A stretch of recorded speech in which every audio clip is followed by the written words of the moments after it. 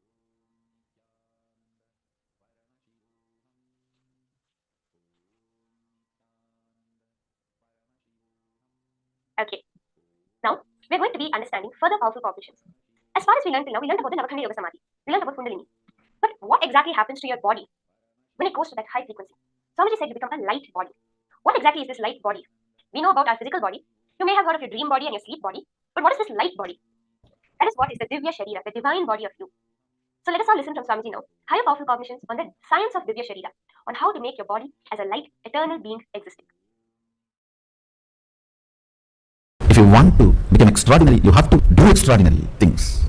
Carve out your identity, Divya Sarira, enjoying the enlightenment being in this loka, carving your integrity, authenticity, responsibility, enriching. Divya Sarira, pure identity, just like how you build this body. Food, workout, rest, care, same way. Build your Divya Sarira. That is what I am saying, carving out your spiritual identity. Build your Divya Sarira with integrity, authenticity, responsibility, and enriching. Carve your Divya Sarira. What is Divya Sarira? I define, understand? You take a clay and put any impression. For example, you put your hand. It gets impressed. Then burn the clay. Your hand is imprinted on it forever. So the clay is Divya Sarira of your hand. Same way, build yourself and put the master on you. Or put yourself on the master so strongly. He gets imprinted in you intensely. Then burn yourself with integrity. Now you just radiate him. Manifest his state, space, powers. You are his Divya Sharira. Thousands and thousands and thousands of years, Sanatana Hindu Dharma has kept this great science of producing Divya Shariris alive. All spiritual sampradayas will be relevant to planet Earth as long as they are able to produce Divya Shariris. If you are living the state, space and manifesting powers, your Divya Sharira has started getting built. It has started happening. Build your Divya Sharira intensely. Listen carefully. Too much of shadow of conscious decision gets embedded into your natural selection process and you develop something called Divya Sarira, light body, which reduces your sensual needs drastically to keep you alive and excited. Means, if your Divya Sarira develops more and more, with less input from the external world, you will be more alive, joyful, excited, inspired, radiating. You may not need sense pleasures to keep you alive and active. Listen intensely. Divya Sarira, the body, indestructible, effulgence, which is inside all of us. Please understand, this Divya Sarira is the core component of all of us. There is no person who does not have Divya Sarira. Everyone has a Divya Sarira. How much ever you think you are good or bad, you think you are God or demon, whatever you think, you have a Divya Sarira. That Divya Sarira, strengthened, energized, inspired by sattvic food to the body, sattvic food to the mind, sattvic food to the consciousness. Enjoy these three in your life continuously. Don't worry about what should be negated. See, focusing on what needs to be negated makes you very depressed, even feeling deprived. See, the Divya Sarira in you, the self-effulgent light body in you, if that is strong, you are an enlightened being. You enjoy best things of the consciousness, your existence. You enjoy the best gifts of your existence. If the self-effulgent Divya Sarira gets more and more covered, you get deluded, suffer with the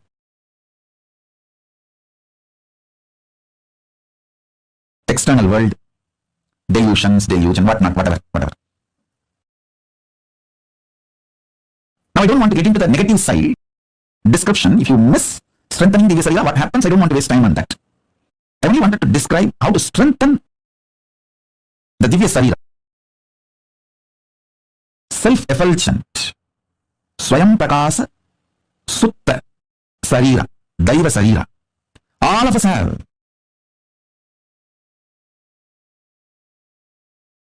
The methodologies to strengthen the Divya Sarira and manifest powers of Paramashiva, the state of Paramashiva, space of Paramashiva, and powers of Paramashiva.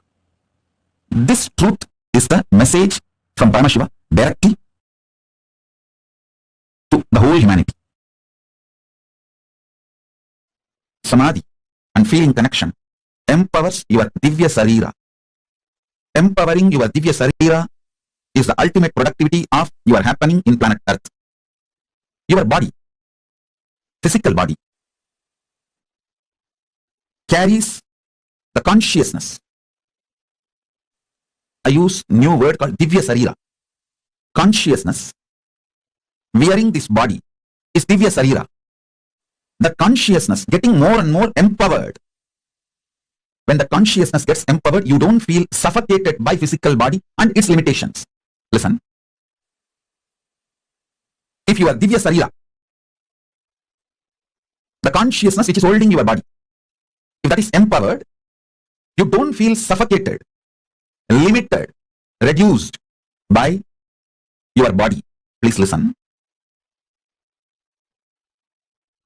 Body limiting your possibility makes you feel suffocated.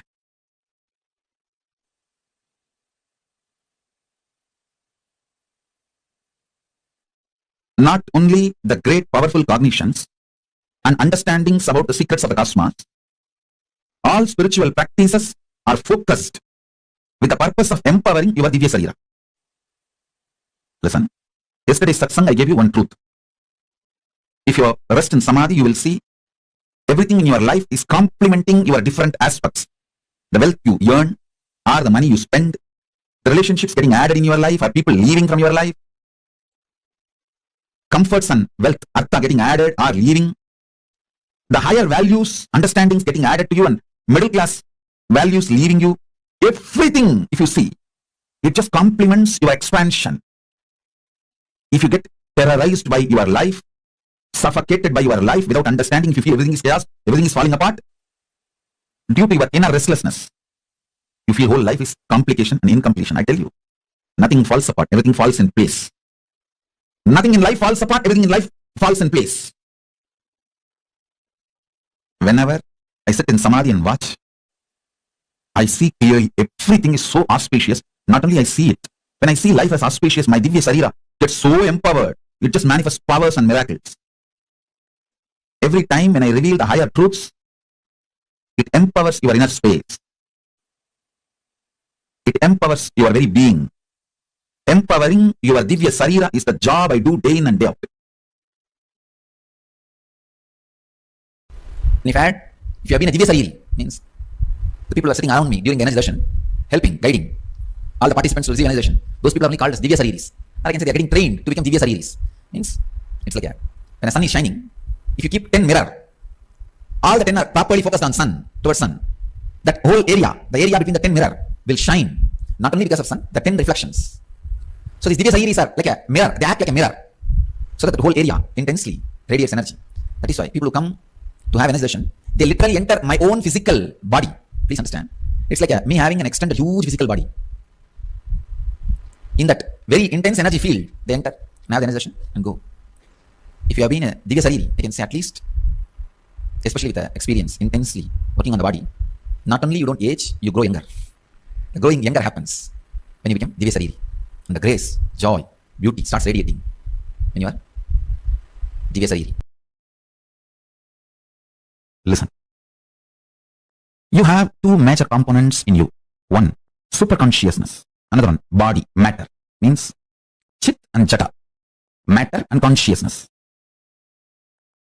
Every particle of the matter which is manifested by the superconsciousness and still in alignment with the superconsciousness, that parts are called Divya Sarira in you. Every cell still continues to be in tune with Paramashiva. Every muscle, every part of your biology, internal organ or body, Jnanendriya or Karmendriya, still in tune with Paramashiva comfortably, with powerful cognitions comfortably without any struggle, as a natural flow of life is Divya Sarira. Every cell which is ready to reverberate and radiate the powerful cognitions of Paramashiva is part of your Divya Sarira. Please understand. Whichever part of you comfortably manifests the powerful cognitions is your Divya Sarira. More and more powerful cognition manifestation means more and more you are becoming Divya Sarira. If your hands can manifest the highest powerful cognition, you are Paramashiva, your hands have become part of the Divya Sarira. Your eyes can manifest the truth, you are Paramashiva, your eyes have become part of the Divya Sarira. Every cell in your body, if it can comfortably manifest powerful cognitions, it has become part of the Divya Sarira. Pain does not exist. It's one of the powerful cognition because you are soul, you are consciousness, you are Paramashiva. If your hand is fractured and it does not have pain, means it is manifesting as a natural flow, the powerful cognition you are Paramashiva. Understand? You cannot act when there is a compound fracture. You can act as long as everything is well, not when there's a compound fracture. You can't be crying and doing, I'm okay. Understand? It's a natural flow. If powerful cognitions naturally flow in your system, you are Divya Sariri. You become Divya Sarira. Paramashiva beautifully says, in Kriya, in Puja, there's a special ritual called making yourself Divya Sariri. You invoke every part with the sacred syllable of Paramashiva's name. Paramashiva sits on the throne made out of 54 mantra. Not 52, 54. 52 akshara, one spelled but doesn't have a script. Another one can neither be spelled nor written. So totally 54 akshara. He sits on the throne which is made of these 54 aksharas. And listen carefully. When you invoke those aksharas in the various parts of your body, with the declaration, this part of the body, let it manifest Paramashiva and his glory, his state, space, powers and being and powerful cognitions. That part becomes Divya Sarira. If you do not feel pain during the multiple compound fracture, be guaranteed your body will not stink or rot or degrade when you leave the body. It will only be Jiva Samadhi. There will not be ordinary death. The body will not have any decay. Yoga Sarira doesn't decay. You become Divya Sarira. Understand the truth I'm trying to convey. Anything your brain can capture and enjoy, your life will make that into reality. If your brain can capture and enjoy the most subtlest understandings of cosmic sacred secrets and the spiritual powers, you will become just yogi, Divya Sariri. If you enjoy pornography, your body will be physically mature. If you enjoy the subtle powers, subtle understandings, simply your body will become Divya Sariri. You will become yogi, Bala Yogi, Bala Sant.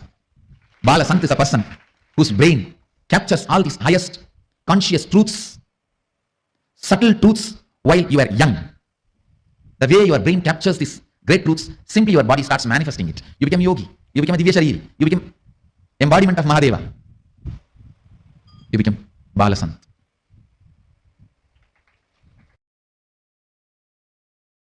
Very strong lessons. You need complete attention. But the lessons will be really helpful. This technical knowledge will really be helpful, not only for enlightenment, for making your life more and more blissful and happy and joyful, becoming a new human being. Becoming a new human being. Understand? If you cooperate as medium, and if your chakshu becomes pure next day morning, you feel, oh God, things are so fresh, alive. Then you are traveling in the path of Divya Sarira.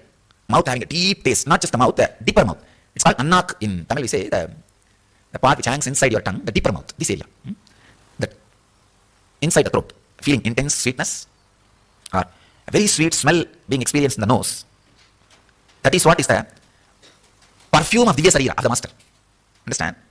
Perfume smell of Divya Sarira of the master. Something will be happening in your nose, some sweet smell.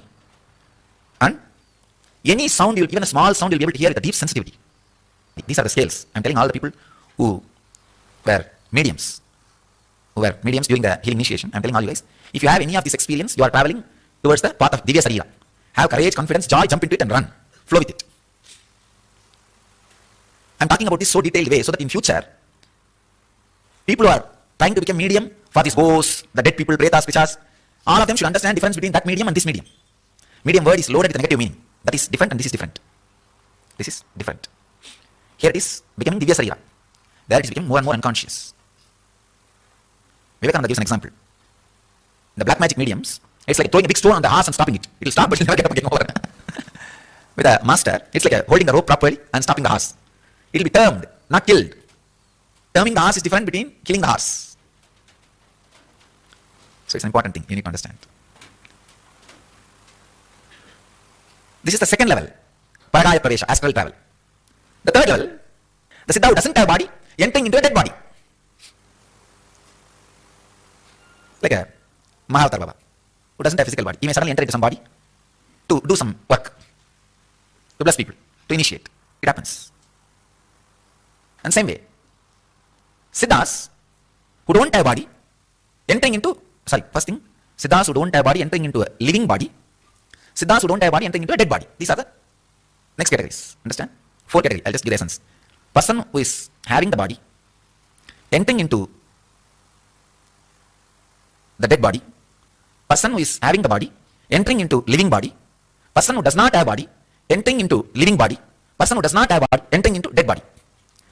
If you understand all these 4 things, In different level, it will help you. First,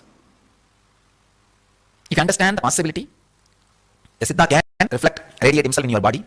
Naturally, that is the best thing can happen to your body. Just get out. Get out of your body. Get him occupied. That is the best thing can happen to your body. Understand what best can happen to your body. Then, that becoming Divya Sariri. Divya Sarira. That's the greatest thing can happen to you and the body.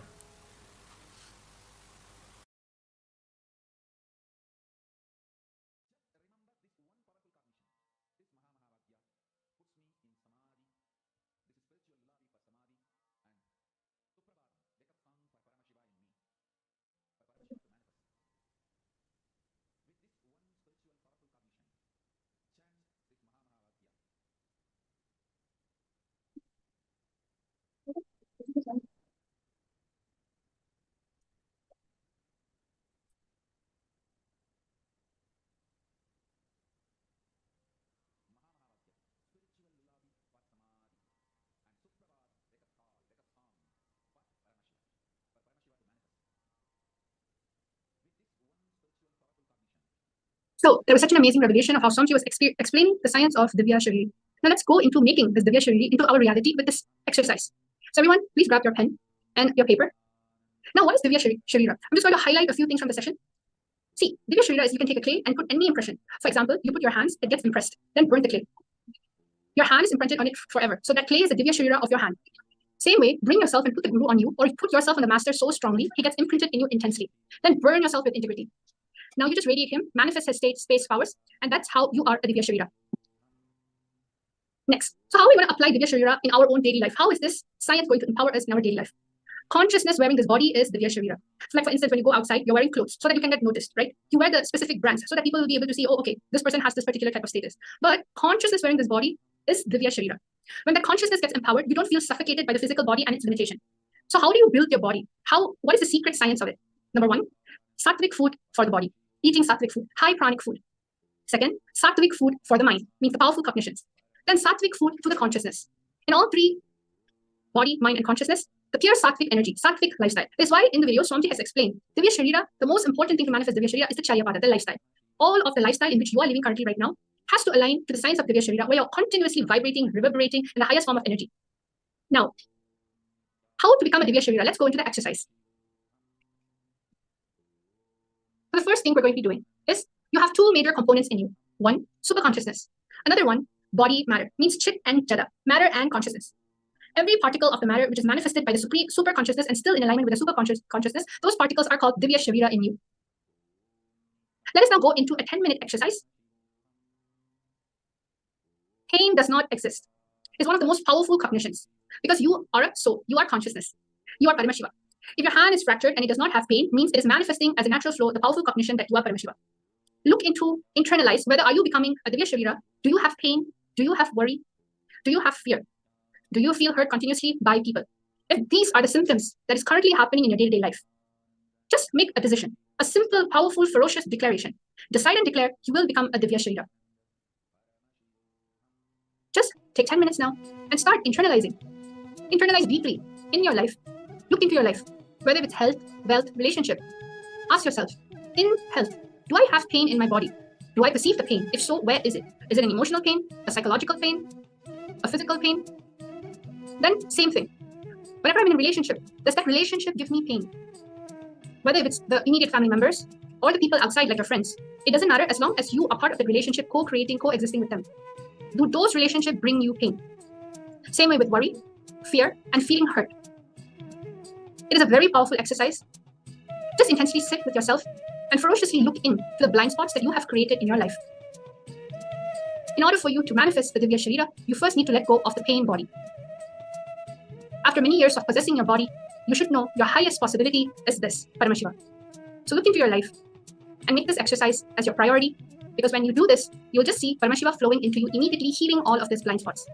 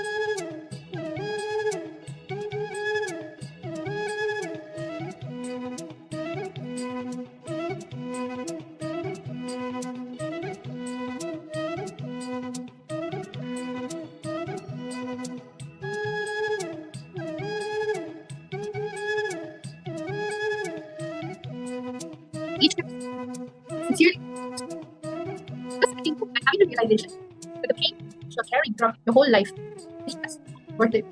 It is enough. Decide to become auspicious. Decide to prepare to become a reaction.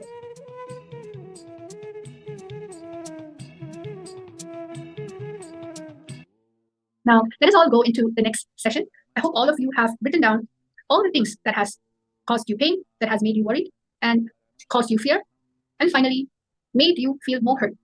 Say goodbye to that past identity of yours and start and decide to live like a Divya Sharira. Let's go into the power manifestation. The power manifestation that we're going to be continuing on with in this segment is the materialization. I would really like to share with you a very intimate, interesting sharing Swamiji has done. See, when Swamiji was experiencing materialization, Swamiji was experiencing it in Tiruvannamalai, which is one of the most, it's a hub for power manifestation. And all his gurus, Raghupathi Yogi, was continuously having a lifestyle of just manifesting powers. Almost every single day was a magnificent miracle for Swamiji. Swamiji has never thought my day would be boring. So what did that give Swamiji? Swamiji started living the lifestyle and started manifesting later. Swamiji also once had the thought current. I'm seeing all these great powers expressed because those great powers didn't express to Swamiji body through siddhis. Swamiji always said, siddhis are like brain candy. But Shaktis is a real powerful cognitive shift. Whenever Swamiji sees us manifesting, sitting, being intense in power manifestation, it is because Swamiji is seeing us rooting ourselves in the science, not in the angle of brain candy, not in the form of ego being manifested, not in the form of showing off. None of this matters. Even when you're sitting now, whether the materialization happened or partially happened or yet to happen, it is a mark in which you had a powerful cognition with. You have decided, yes, I'm going to live this lifestyle here and now. I'm not going to wait for someone to convince me. I am thoroughly inspired by this lifestyle. So therefore, why should I postpone this powerful cognition? That is why the exercise before was extremely important. Materialization is all about sitting with yourself and connecting to the creation dimension of you. So now let us go into this power. Everyone, since you had multiple sessions, please take a tissue paper or a wet wipe. Please wash your hands with soap or either just rub it off with your wet wipes. Ensure that it is completely clean. Everything should be wiped away. There should not be any type of mark or residue on your hand, your fingers, at the back, in the front, in the wrist, wherever it may be. It should be thoroughly clean. Then what you should do, you should take a picture of your hands, take a picture of your palms, and after you do that, sit and start chanting the Mahavakya. So I'm going to give every single one of you a few moments to clean your hands and ensure that everything is completely clear. There's nothing that's there that's going to give you a doubt. Just giving everyone a few moments, please, everyone. Let's all start with preparing to manifest the materialization.